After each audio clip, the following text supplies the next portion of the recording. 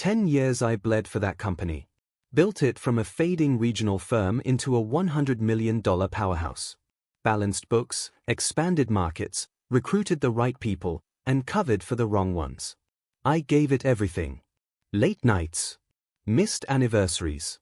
My 20s. And now I was being fired by my wife's younger sister in a boardroom full of people I had hired. "We won't be needing your services here anymore," she said, her voice smug, eyes flicking to her boyfriend seated near the end of the table. A 20-something tech bro who once pitched me a crypto pyramid disguised as an app. I didn't say a word. Didn't even blink. Just smiled. Because tomorrow was going to be fun. When I married into the family, the business was a mess. No systems, no vision. My father-in-law was old school, ran things on handshakes and blind trust. Too many yes men. Too many lazy relatives on the payroll. He brought me in reluctantly at first. I wasn't one of them, not by blood. But I earned his respect. Delivered results. Within 3 years, he called me the son I never had. Maybe that's what pissed off Lily, my wife's sister. The real heir. Entitled. Impatient. Always 10 steps behind. She called me a spreadsheet in a suit. Said I was too rigid, not innovative. Translation, I wouldn't fund her vanity projects. Still, I protected the company. Even from her. When her boyfriend Logan slithered in with his startup jargon and flashy decks, I saw it immediately. He wasn't interested in the business. He was interested in control. And he saw me as an obstacle. So they made a play. After Dad's stroke, the board named Lily interim CEO, family politics, legacy, the usual. Within a week, she'd restructured leadership. Within 2, I got an invitation to a strategic realignment meeting. And then, the knife. "Pack your stuff," she said. "You've got 1 day." I nodded, still smiling. What she didn't know. I'd already packed, months ago. See, I always knew it might come to this. So I built my own lifeboat, quietly. Started a holding company under a friend's name. Acquired key suppliers we depended on, bit by bit. Also bought the real estate housing 2 of our biggest regional offices. Lily thought the business owned them. It didn't. I did. Personally. After the meeting, I returned to my office. No anger. No calls. Just a folder. Inside, my termination letter, already signed, dated, and sealed 3 weeks before today. She'd planned this long before the meeting. I smiled again. So had I. That night, I stayed late. One last walkthrough.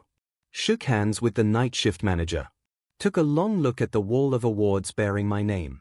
And on the whiteboard in my office, I wrote a single word. Congratulations. The next morning, I arrived early, not to beg. To watch. At 9 a.m., their system access failed.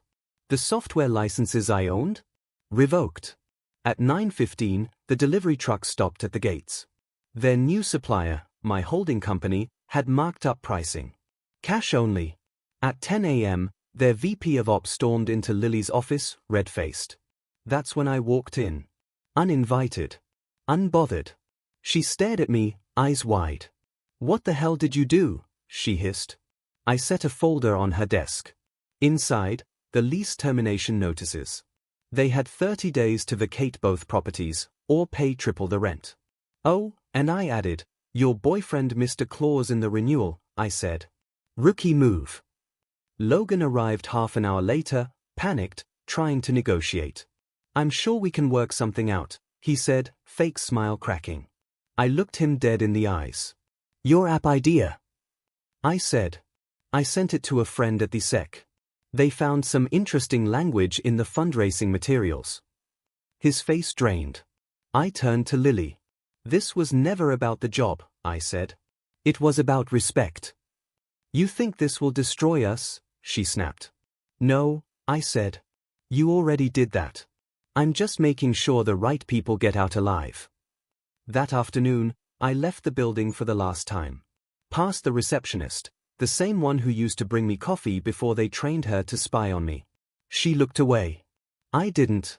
3 weeks later, the company filed for restructuring. Half the board resigned. Lily stepped down, for personal reasons. Logan? Under investigation for securities fraud. Me? I'm fine. Launched a new firm. Leaner. Smarter. Already profitable. People say revenge is best served cold. I disagree. Revenge is best served prepared. With contracts. With timing. With silence.